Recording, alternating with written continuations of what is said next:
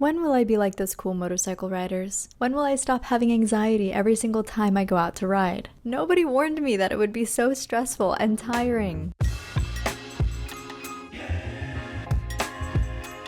Now, I don't want this to come off as me complaining. I love riding and this has been such a cool experience, but I just went on a 40-minute ride and I was feeling pretty miserable by the end of it. And I'm just gonna be real with you. I think motorcycle riders generally give off this carefree kind of attitude. They seem to be having so much fun, and I'm sure they are, but I never really thought about how much they have to keep track of. Keeping your head on a swivel, shifting gears, always wanting to make sure that you're seen by other cars, trying to stay in a good lane position, looking out for hazards. The list goes on and on and on. And of course, I learned about all of this safety stuff in the MSF course, but it's so much different when you're the one in charge, riding the motorcycle in the open roads with other cars, other obstacles. It's a lot of stuff to keep track of, and then you gotta remember to have fun. I think the more I get out on the road, the more comfortable I will feel. That doesn't take away the danger or the risk or anything like that, but it just makes me feel more calm and able to enjoy it a bit more while still being very, very safe. Now, a few of you guys commented on my last video suggesting that I get an intercom for my helmet, and I'm super excited to say that I got one from Senna that I will be trying out.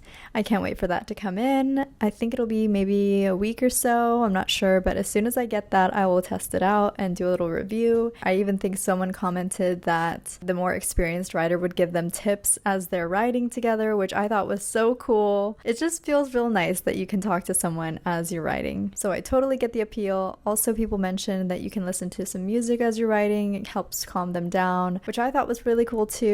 I was totally ready to just give up listening to music while riding on a motorcycle. And that made me so sad because I love to listen to music. For some reason, I thought it would be too distracting for me, but I really want to try it out, so I'll see how that goes. I'm also currently working on perfecting a vlog setup so that I'm able to do commentary as I ride. I'm still debating if I should go full GoPro or Insta360 RS and adding some sort of mic adapter to that so that I can hook up my mic. I've been watching a few reviews online and there is kind of a debate between GoPro and Insta360 in which they believe is better. I would love to know if anyone has any suggestions in the comments, if you've had experience and if you think one is better than the other, specifically for use of microphone. I really want to get clear audio and be able to do little commentaries as I ride, so that's kind of what I'm focusing on. For the past couple of rides that I've been doing, I haven't had a microphone set up to the camera, so it's just been, you know, the microphone that comes with the camera already, and it just gets totally blown out because of the wind. So as much as I would like to add the audio to these clips, I'm just gonna spare your ears because it's just ridiculous. I might try to do it right now so you can just hear it.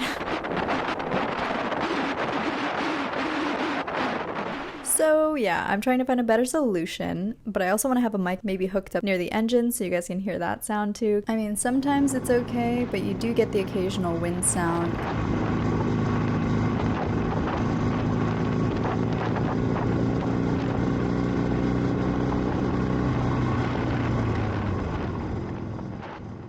Now, I hope you guys are enjoying the nice scenic views of this ride. We did go a bit further this time. I think the total time we spent riding to the destination was around 40 minutes, which sounds like a long time, and it felt long for sure, which did make the ride a bit longer, but I needed it, so I didn't mind. And you know, the thought of a long ride sounded great, until I realized after we got to the destination point that we'd have to go all the way back and it would take the same amount of time. I mean, yes, that's common sense, but after just getting there and feeling so tired, I was dreading the ride back. Thankfully, we walked around a bit, got some food, and was able to spend a little bit of time just decompressing and chilling before getting on the bikes and heading back. I think the fastest I was riding was around 45 or 50 miles per hour.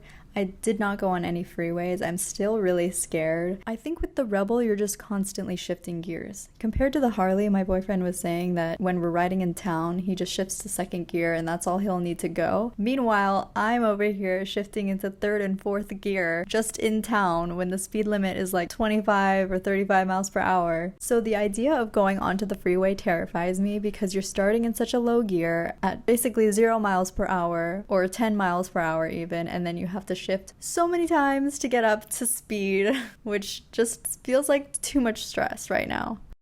Now, this won't be for a while, but I'm really looking forward to the first time I get to do a little tour, Probably not here in another state where, you know, it's known for having these epic motorcycle rides down the coast. Maybe renting a few touring bikes. That would be so cool. Of course, I need to work my way up to be super comfortable, but that's definitely something to look forward to and totally a goal that I have. I don't know, by the end of this year, maybe next year. And if you've made it all the way to the end of this video, my goodness, thank you so much. I appreciate you so much. I hope you enjoyed this video while I share my thoughts with you as I show you some cool footage from our long ride. I've got some fun videos planned soon, so stay tuned for that. I hope you all have a wonderful day, and thank you so much for watching.